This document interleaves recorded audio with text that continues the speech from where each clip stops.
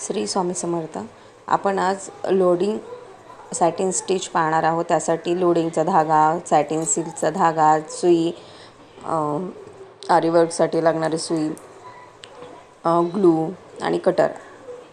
आता एका लाईनमध्ये ग्लू लावून घेतलेला आहे आणि त्यावर लोडिंगचा धागा लावलेला आहे, थ्रेड पण म्हणू शकतो आपण।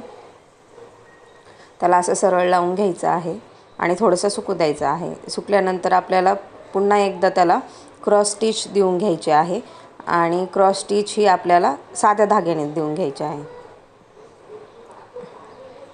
अशा पद्धतीने क्रॉस स्टिच देऊन घ्यायची आहे। आपण जेवढा लोडिंगचा धागा लावू तर तेवढ्या पूर्ण धाग्याला, समजा आपल्याला नेकला जर करायचं असेल लोडिंगचं डिझाईन, तर त्या पूर्ण नेकला आपल्याला अशा पद्धतीने पहिल्यांदा ग्लू लावून नंतर त्याला साध्या धाग्याने क्रॉस स्टिच देऊन घ्यायची आहे आणि त्यानंतर आपण अशा पद्धतीने सॅटिन स्टिच देऊन घ्यायची आहे। सॅटिन स्टिच देताना धागा हा खालीवर होतो। सिल्कचा धागा असल्यामुळं जास्त अडकतो, तो हळूवार पद्धतीने करून घ्यायचा आहे।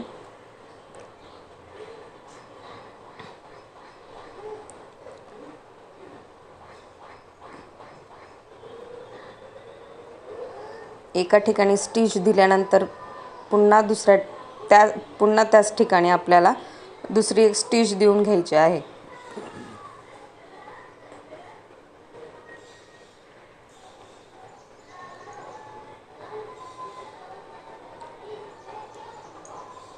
अशा पद्धतीने तुम्ही स्टिच देऊ शकता।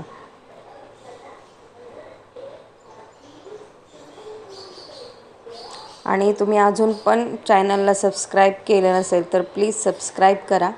तुम्हाला असेच नवनवीन व्हिडिओ पाहायला मिळतील। आणि लाईकसुद्धा करा, लाईक पण करत नाही आहात, सो प्लीज तुम्ही सबस्क्राईब आणि लाईक्स करा। धन्यवाद।